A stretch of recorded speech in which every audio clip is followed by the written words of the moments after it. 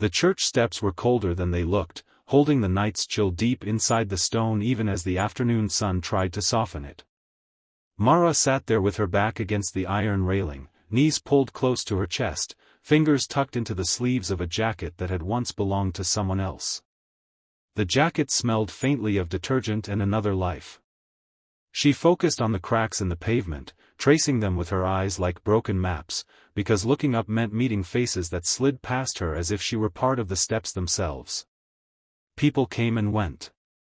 Shoes clicked. Doors opened and closed. A few coins clinked into the metal donation box, never into her hand. Mara had learned not to ask. Asking invited rejection, and rejection hurt more when you were already empty. She told herself she was just resting, just waiting, though she didn't know for what. Hunger gnawed at her stomach, but it was the quieter ache in her chest that felt heavier, the one that came from being unseen for too long. She hadn't always been here. There had been a room once, a job, a future that felt solid. It had unraveled slowly, then all at once, until she ended up on these steps with everything she owned in a worn backpack beside her. Shame sat with her like an old companion. It whispered that this was where she belonged now. Small footsteps stopped in front of her. Mara didn't look up at first. Children were usually pulled away quickly, guided past her with nervous smiles. Then a soft voice broke the air, clear and certain. "I think you need a hug." Mara lifted her head, confused. A little girl stood there, no older than 6, clutching a stuffed lamb under one arm. The lamb's fur was worn thin in places, loved hard. The girl's eyes were wide and serious, not curious in the way adults were, but gentle, as if she had already decided something important. "What?" Mara murmured, her voice rough from disuse. The girl didn't answer. She stepped closer and wrapped her small arms around Mara's neck, pressing her cheek against Mara's shoulder. The hug was sudden and warm, smelling faintly of soap and crayons. Mara froze, every instinct screaming that this wasn't allowed, that kindness like this always came with a catch. But there was no hesitation in the child's arms, no fear. Slowly, almost painfully, Mara lifted her hands and held the girl back. Her breath caught. Something inside her chest cracked open, a place she had sealed shut to survive. Tears slipped down her face before she could stop them, then more, her shoulders shaking as months of silence broke loose. The girl leaned back just enough to look at her. "My mommy says hugs help when your heart hurts," she said simply, as if it were a fact like the sky being blue.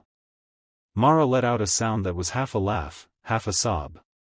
No one had spoken to her heart in a very long time.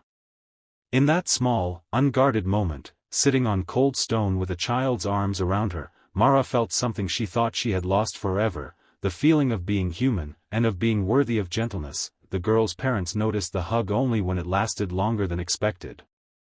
The mother turned first, her smile faltering as she took in the sight of her child wrapped around a stranger on the church steps.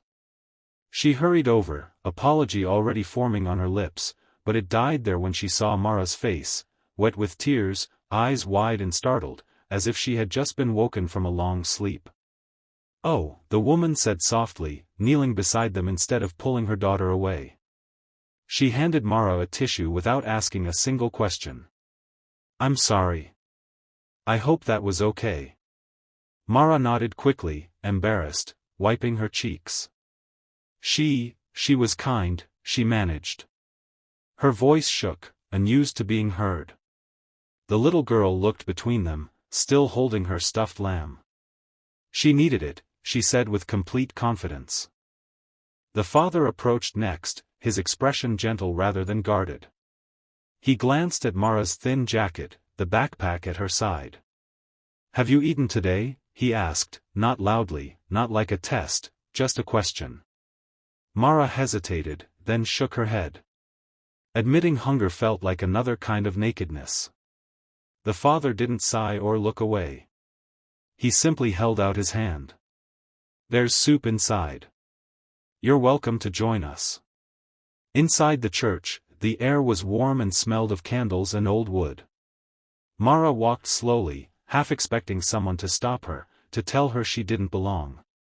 No one did. She was guided to a long table where bowls of soup steamed gently, bread stacked in baskets. When the first spoonful touched her tongue, she had to pause. The warmth spread through her chest, loosening something tight and knotted.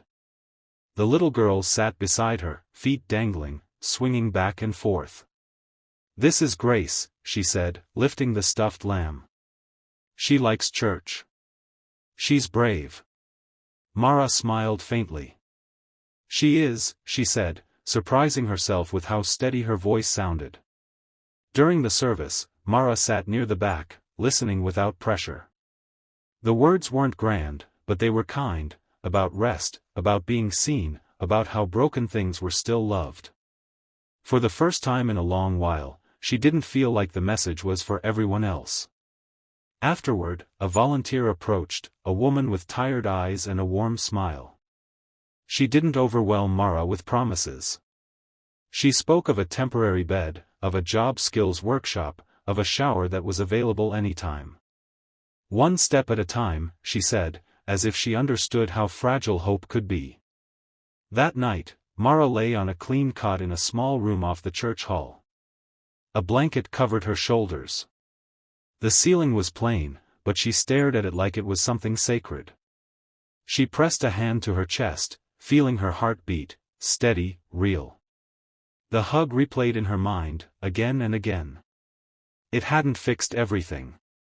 But it had reminded her she was still here, still worth stopping for. Weeks passed, marked not by miracles but by small, steady changes. Mara learned the rhythm of the church, the quiet mornings, the clatter of dishes at noon, the low hum of voices that filled the hall when meals were served. She helped where she could, wiping tables, stacking chairs, listening more than she spoke. Each simple task stitched another thread of purpose into the hollow spaces she'd carried for so long.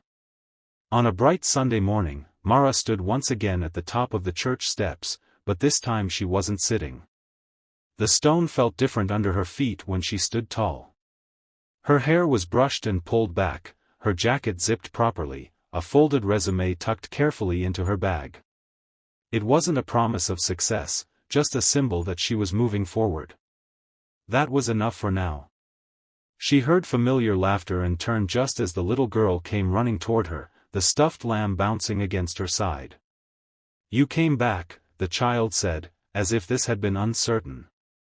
"So did you," Mara replied, smiling in a way that reached her eyes. The girl hugged her again, tight and fearless. Mara closed her eyes and returned it, feeling the same warmth, the same simple certainty. She understood something now that she hadn't on that first cold afternoon. The hug hadn't been about rescuing her. It had been about seeing her. The parents waved, their smiles easy and unforced. There was no awkwardness, no pity, just familiarity. Inside, the bells began to ring, their sound spreading through the air like an invitation. Later that day, as Mara served soup to others who sat on the very steps she once occupied, she met eyes filled with the same exhaustion, the same guarded hope. She didn't rush them. She didn't pretend to have answers. Sometimes she just sat beside them, offering warmth, listening, letting silence be enough. As the sun dipped low, casting long shadows across the churchyard, Mara felt something settle gently inside her chest. Hope wasn't loud or dramatic.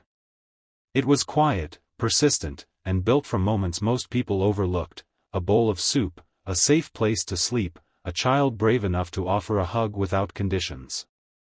When the bells rang again, Mara smiled to herself. She knew her life was still fragile, still unfolding. But she also knew this: one small act of kindness had reminded her how to begin again, and sometimes, that was all a heart needed to keep going.